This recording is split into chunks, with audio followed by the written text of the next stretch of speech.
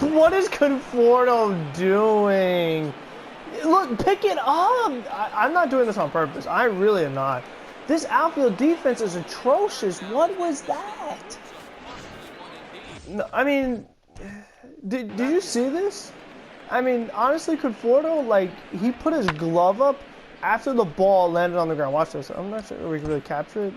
Look, he's staring at it. He's staring at it. Look, look, look, look, look, look. Now he puts his glove up. Look, when the ball's on the ground, now his glove goes up. Oh, yeah. Let me catch that invisible ball that is just bouncing around. He has no clue what is going on. He's still just standing there as the ball continues to bounce and bounce. Now I'm going to run over. I'm going to pick it up, right? Here, I'm running right after it. I run past it. Now I'm running circles around it. I'm going to run circles around it and stare at the ball instead of picking it up. Oh, my gosh. The outfield defense is such a joke.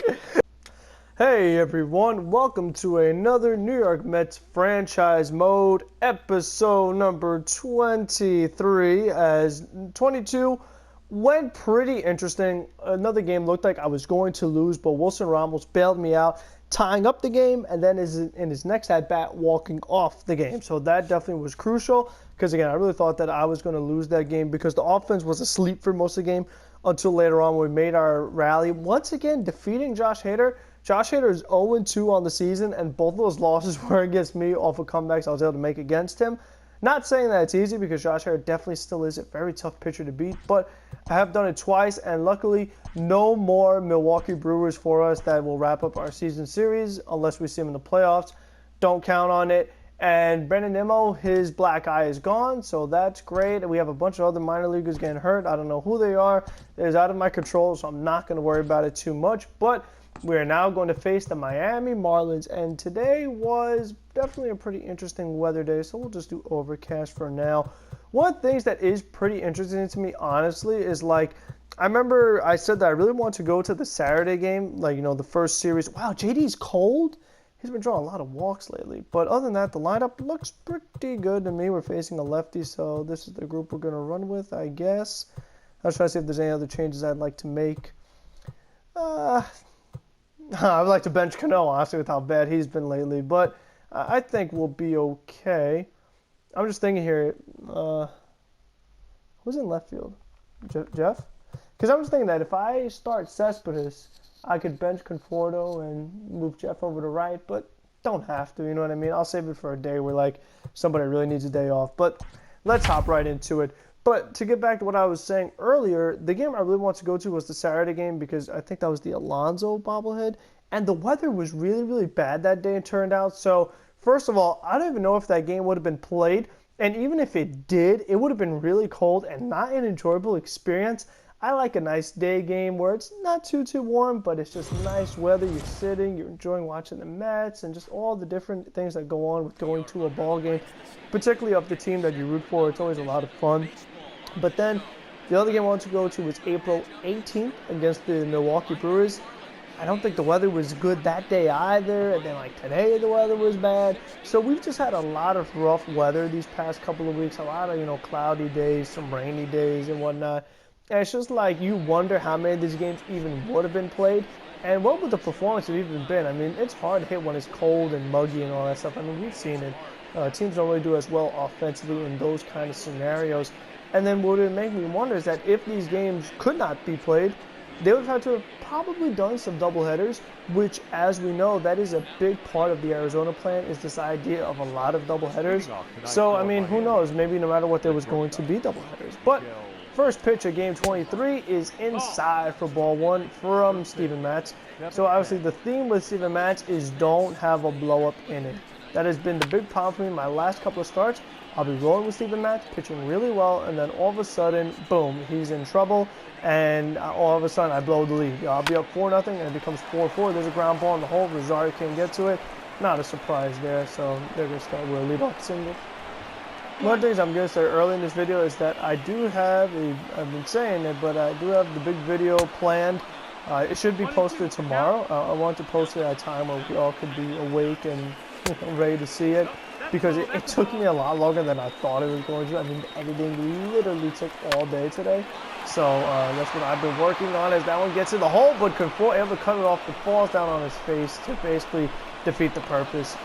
But definitely be on the lookout for that tomorrow. I just want to get that out the way early as well. We are in some big trouble. They got 3rd and 2nd, nobody out. Oh my goodness. Mats is in a jam, but Robbie Cano able to make a play, 1 out. That one hung up high. A little deep. Are they going to send the runner? They are. Marisnik. All right, make that throw, Alonso. He took so long to get rid of it. He's safe.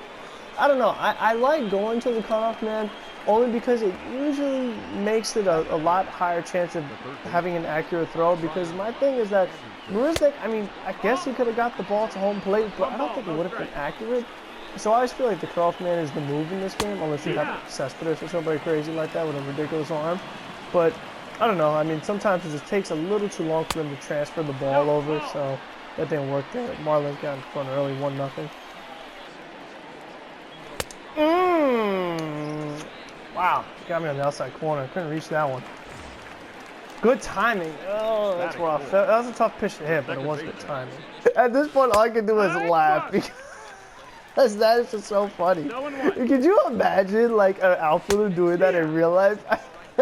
We would all be like losing our minds and be like, cut this guy immediately. He is being just like the ultimate troll, honestly. He's just standing there like, oh, let me not catch this ball, let it go right past me, bounce around. Now I'm going to run circles around the ball instead of pick it up. It's just like, give me a break. Oh my goodness, this game is something else. I can't even believe that's like possible. How is that even an option in the programming that something like that could even happen? I mean, don't get me wrong, I understand the outfielder dropped a bunch of balls in this game, but that one was just straight up like on purpose, like, let me joke around. That was, oh man. Honestly, if I could do that, I probably would because it looks so funny, but I was actually, like, obviously trying to catch that ball. Like, I thought I was under it. I put the glove up to catch it, but that was not happening. I mean, that is a very tough, unearned run from Steven Matz. I mean, that should have been a routine fly as much as I'm laughing about it, but they get a free run off that. Like, come on now. Bad enough that the umpire is tough and I get the good timing and whatnot, but you get stuff like that. Oh my gosh, how did I miss that? That was a fastball down the middle. Good timing. Conforto, you're making it really hard for me to like you. I should have rested him. Wasn't it? That's so funny. Didn't I say in the beginning of the game, oh, you know, I could play Cespedes, move McNeil over to right, and Conforto is going to freaking make stupid plays out in right field and then miss fastballs right down the middle. Good. Wow, Marisnik gets a fastball right down the middle. Good timing. Okay result. Jeez. Oh, Matt's going the other way for a base hit. Okay, I like that. Pretty sure it's our first hit of the game. It comes from the pitcher. Rosario gets a slider right down the middle. What a play. He throws it in the crowd. Never mind. All right, I'll take it. That's the break we might need. Here we go. Alonso at the plate. How'd I miss that one? How? How? Oh, I didn't miss that one. No wonder.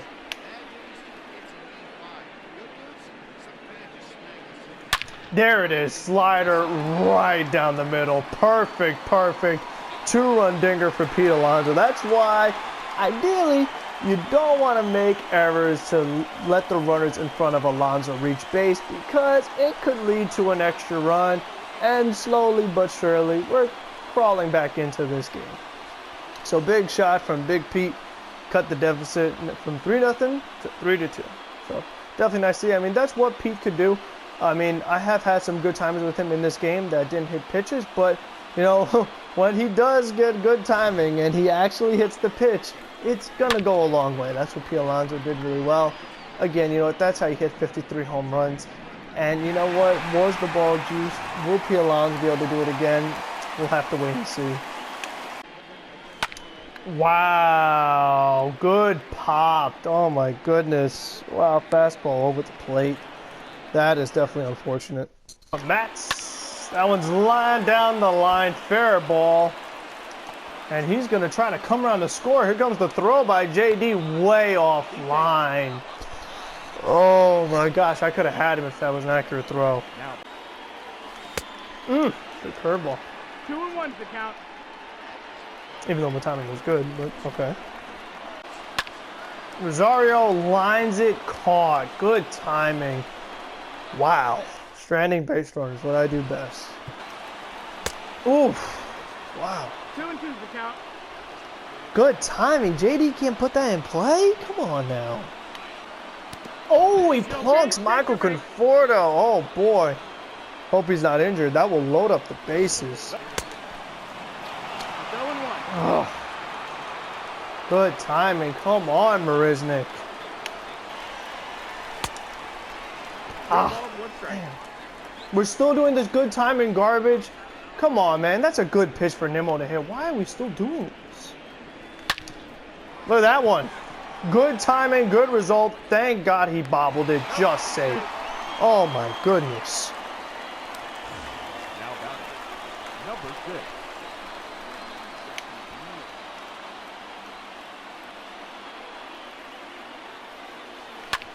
McNeil. Good, okay. I mean, this is Jeff McNeil. This is such a joke. It's ridiculous. This is Jeff McNeil. What do you mean a little ground ball? He could park that. That's so annoying. And that will do it. Ball game over. What a frustrating, ridiculous, annoying game.